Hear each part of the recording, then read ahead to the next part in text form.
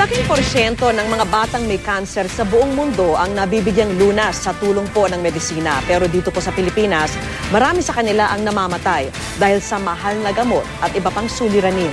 Saksi si Cara David. Nangingitim at bugbog na ang kamay ng 2 taong gulang na batang si Sabrina sa dami ng gamot na itinuturok sa kanya araw-araw para sa check-up at chemotherapy. May acute lymphoblastic leukemia si Sabrina. Nagdasal na sana naman pag kinemo siya, maging successful naman. Ayaw ko ma-relapse. At mas mahirap kasi bata pa siya eh. Tulad ng marami, akala ng mag-asawa walang gamot ang cancer. Pero sa tulong ng mga doktor, unti-unting nabigyan sila ng pag-asa. Ang problema lang, napakamahal ng mga gamot. Basta naniniwala ako na gagaling siya. Ayaw ko isipin na hindi siya gagaling. Basta maniniwala ako. Naniniwala ako kay God. Lingid sa kaalaman ng marami, 80% ng mga batang may cancer ay gumagaling. Ang problema, dito sa Pilipinas, marami ang namamatay dahil hindi sumasailalim sa chemotherapy. Karamihan ho sa kanila hindi nabibigyan ng tamang gamot, chemotherapy. Maliban po doon, ang leukemia ho, karamihan din po sa kanila namamatay hindi ho dahil lang sa cancer, kundi sa komplikasyon ng kanilang cancer, which is bleeding or pagdudugo at saka infeksyon.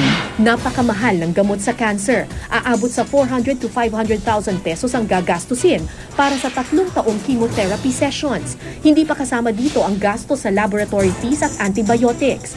Isa pang problema ang diagnosis. Marami sa mga batang pasyente sa Pilipinas nasa late stage na ng cancer kapag dinala sa doktor. Kung maaga sanang mapapa-chemotherapy, maaagapan pa sana ang sakit. Meron tayong newborn care. Meron tayong, so nai-screen kagad. That is why, which is very important also in the management of cancer, early detection because of the very extensive screening programs.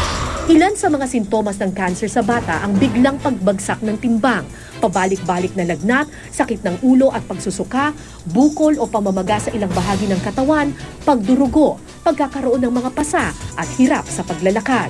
Tulad ng mag-asawang Miranda, may anak din na may cancer si Miriam Estoy. 6 na taong gulang lamang ang kanyang anak nang ma-diagnose ito na may leukemia. Pero hindi nawalan ng pag-asa ang ina at iginapang ang pagpapagamot sa anak. Ngayon, heto na si Mariel, 17 years old at nasa kolehiyo na. Patunay na may buhay pagkatapos ng cancer. Nag-undergo kami ng treatment kasi ito yung instrument ng Lord.